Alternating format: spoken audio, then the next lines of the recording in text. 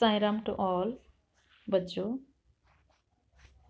अभी तक आपने हिंदी के 12 जो पाठ हैं कंप्लीट कर दिए हैं तथा हिंदी व्याकरण में भी हम ज़्यादातर चैप्टर कर चुके हैं तथा इस बार आपको हिंदी की गिनती पढ़ाई जाएगी। पहले क्या पढ़ा था आपने? हिंदी के महीने के बारे में पढ़ा था। आ रहा समझ में? पहले हिंदी के महीने और अब हिंदी की गिनतियाँ हिंदी व्याकरण से, ठीक है। क्योंकि हिंदी की जो आपकी किताब है उसमें अब केवल एक ही लेसन आपके पास बचा है। 2 है लेकिन उसमें से शायद एक डिलीट कर दिया गया है, ठीक है। तो अब हिंदी के महीने और पाठ 13 है हिंदी की गिनतियाँ।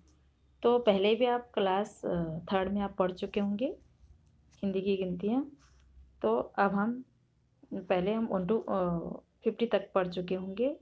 अब हम क्या करें, 51 से लेके और 100 तक पढ़ेंगे। आ रहा समझ में आपको? तो पिछली कक्षा में हमने 1 से 50 तक गिनती सीखी थी। आगे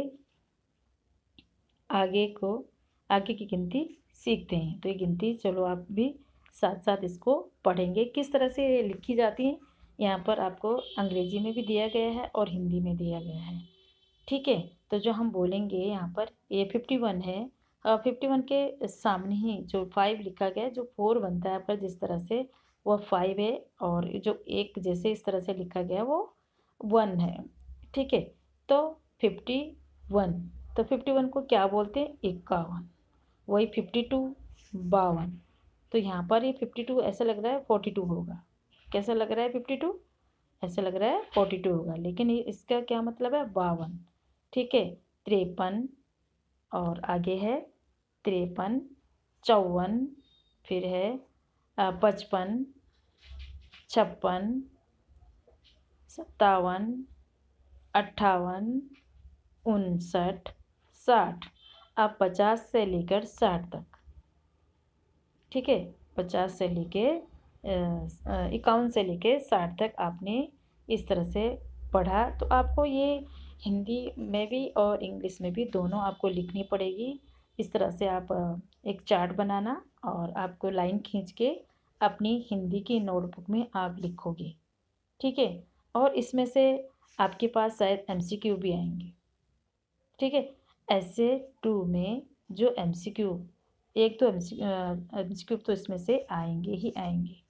आ रहा है समझ में आपको? तो आपने 60 तक पढ़ा। इसी तरह हम आगे बढ़ते हैं। 61, 62, ठीक है। 62 को क्या बोलते हैं? 62। 63 63, 64 64, 65 65।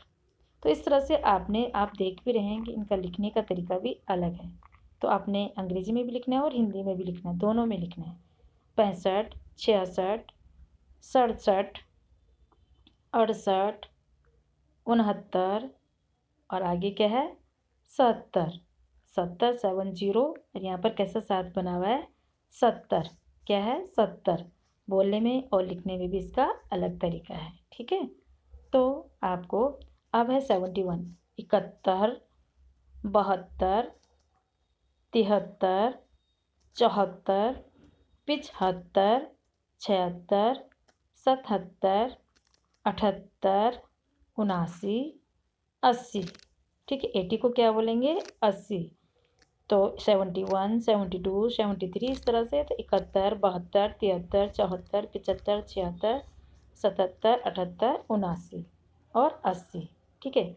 इसी तरह 81 से शुरू करेंगे। 81 81 82 82 83 83 84 84 85 85 86 86 87 87 88 88 89 89 90 90।